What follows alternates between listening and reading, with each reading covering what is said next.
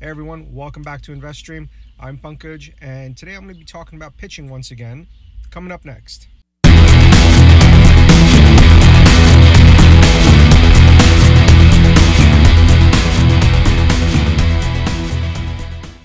Today, real quick, I want to talk about pitching once again.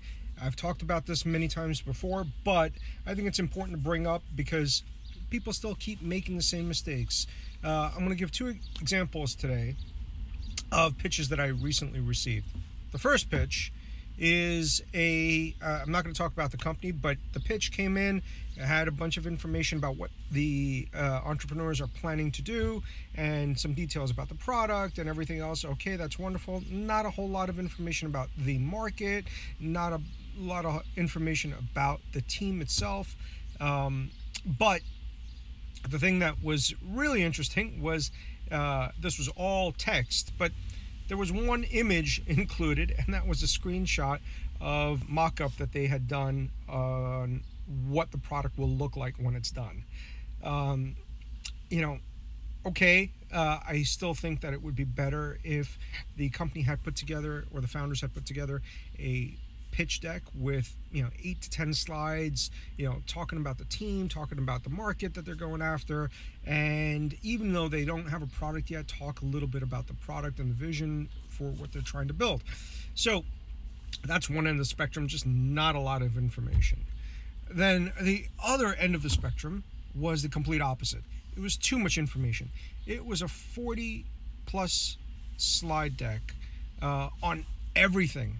And I'm not joking, even in the first 8 to 10 slides, I could not specifically pin down what the company was doing. It was just such a long deck and a very dense deck. There was a lot of text in there. It was more like a white paper than it was a pitch deck. So, here are two ends of the spectrum, really, really different examples, but similar problems with both of them. One has very little information, not enough. The other one has so much information that you're just lost, right? And the pitch isn't concise and to the point, which is a problem.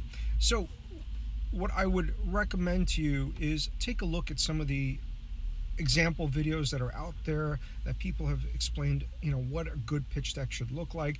There's a standard deck out there that includes problem, solution, traction, team, market size. That's one that most of us use and go by, but there are other examples as well. Feel free to use one of those. Try not to go over 10 slides, because the truth is, for the most part, investors are really not going to be spending more than a minute, maybe two, on the deck. Your objective with sending these decks out is to get a meeting. It's not to convince them to invest. It's to get a meeting and get them excited about talking to you.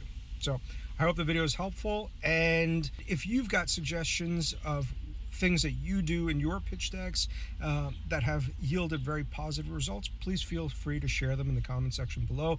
I'm sure lots of people, including myself, will benefit from that.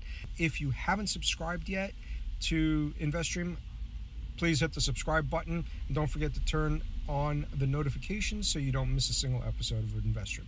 Thanks again, and I'll see you again next time.